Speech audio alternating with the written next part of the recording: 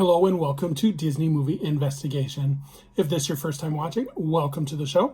Each week we take a look at a movie that is featured on Disney+. On this episode, we are going to the galaxy far, far away as we take a look at Star Wars Episode 3, Revenge of the Sith. And stay tuned for our bonus story as we take a look at the original Star Tours. And if you are enjoying these videos, please do hit that subscribe button. That way you'll be notified each time we add a new video. But for now, sit back and enjoy this episode of Disney Movie Investigation. So like I said, today we are covering Star Wars Episode 3, Revenge of the Sith. This was released on May 15th, 2005, and it was written and directed by George Lucas. The production company for this was Lucasfilm Limited, with the distribution being handled by 20th Century Fox. The budget for this movie was $113 million, with a box office return of $868.4 million. So a huge success. Amazing! So let's take a look at the development. So George Lucas has always stated that he developed the whole story of Star Wars back in 1973, but he would later clarify with this movie that he conceived not the whole story, but just the major plot points. For example, for Episode 3, the climactic duel between Obi-Wan and Anakin was lifted actually from the Return of the Jedi novel, and as in the novel, Obi-Wan recounts a epic battle with Anakin. George Lucas began working on Episode 3 as Episode 2 was being completed, and what George Lucas struggled with was Anakin's fall to the dark side, and would completely reorganize the plot to introduce signals to the audience that Anakin was turning to the dark side. An example of this he wrote in the opening when Anakin kills Count Dooku. There was major internet speculation on what the title of this film would be. Some of the titles that were floating around would be Rise of the Empire, The Creeping Fear, and Birth of an Empire. Revenge of the Sith was ultimately chosen, and this was a nod to Revenge of the Jedi, which was ultimately changed to Return of the Jedi. Lucas originally planned to have more nods to the original trilogy in this film. He had written scenes of having a 10-year-old Han Solo appear in the film, and he had written a scene where the Emperor revealed to Anakin Skywalker that he had made him of midi-chlorians, and that he was indeed his father. All of these were scrapped, however, as soon as filming began.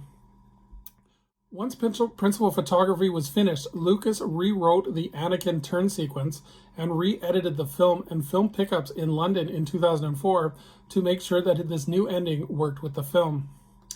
So now that we know the development, let's take a look at the cast. So we have Ewan McGregor, who plays Obi-Wan Kenobi, Hayden Christensen, who plays Anakin Skywalker, Natalie Portman, who plays Padme Amidala, Ian McDiarmid, who plays Senator Palpatine, Samuel L. Jackson, who plays Mace Windu, Jimmy Smits, who plays Bail Organa, Christopher Lee plays Count Dooku, Anthony Daniels as C-3PO, Kenny Baker as R2-D2, and Frank Oz as Yoda. So let's take a look at the plot. So nearly 3 years have passed since the beginning of the Clone Wars, and the Republic, with the help of the Jedi, take on the evil Jedi Count Dooku and the Separatists. With a new threat rising, the Jedi Council sends Obi-Wan Kenobi and Anakin Skywalker to aid the captured Chancellor. Anakin, feeling that he is ready to be promoted to Jedi Master, and Obi-Wan Kenobi is sent to hunt down the Separatist General Grievous. When Anakin has future visions of pain and suffering coming Padme's way, he seeks Master Yoda for counsel. When Dark Sidious executes the Order 66, it destroys most of what the Jedi have built, and we get to experience the birth of Darth Vader. We feel the betrayal that leads to hatred between two brothers, and we witness the power of hope. So this movie actually had several charity film premieres, and it occurred in several cities, including Seattle, Los Angeles, Chicago, Washington, Boston, Denver, Atlanta, San Francisco, Miami, and a special screening in Lucas's hometown of Modesto, California. Unfortunately, a copy of the film leaked onto a peer-to-peer file-sharing site just hours after the film was released. 8 people were charged with copyright infringement and distributing material illegally. The film, ultimately what was found out is the film was taken by an employee from an unnamed post-production facility in California, and he would ultimately plead guilty. This copy was passed around, and the 8th person had loaded it onto the internet. This film was nominated for an Academy Award for Best Makeup, and a video game based on the film was released 2 weeks after the film was released.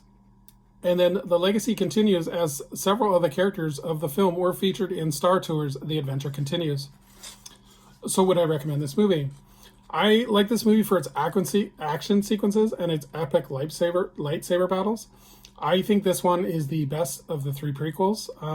I like the sense of foreshadowing throughout the film, such as Anakin. You notice in the film he's always dressed in black, and there's often great use of shadows. A lot of scenes, for example, in when he's talking to Master Yoda, his scene is half lit and half in shadow, which I think is a great foreshadowing touch. The climax fight between Obi-Wan Kenobi and Anakin Skywalker, I think it has excellent fight choreography. It's definitely one of the highlights of the film. Ewan McGregor's performance is excellent, definitely a highlight as well. The emotion with the ultimate betrayal is definitely quite memorable. I definitely recommend this film for Star Wars fans if you haven't seen it, which I doubt. And for non-Star Wars fans, I think this is a great way to again, get you hooked into the series. So let's take a look at our bonus story. So Star Tours is a motion simulator attraction at several that is in several Disney theme parks all over the world, including Disneyland, Disney World, Disneyland Paris, and Tokyo Disney. The guests are sent on a trip to Endor while being caught in an altercation between the New Republic and the Imperial Regiment. So the ride was originally meant to be an attraction based on the 1987 Disney movie The Black Hole, and it was supposed to be an interactive ride simulator where guests would choose their ride destination, and this would increase re-rideability with the guests. This attraction was ultimately shelved because it would cost $50 million, and the Black Hole film was not that popular to justify the cost. Disney then turned to George Lucas, who had just finished working on Captain EO with Disney, and the Disney Imagineers with Lucas approved the purchase of 4 military-grade flight simulators at a cost of $500,000 each. Industrial Light and Magic, under Lucas's supervision, would design the film, while the Imagineers would design the ride. When both the simulator and the ride film were complete, a programmer sat inside the ride vehicle and used a joystick to sync up the movement of the simulator with the ride film. When the ride was completed, the final cost was $32 million. So let's take a look at the ride itself.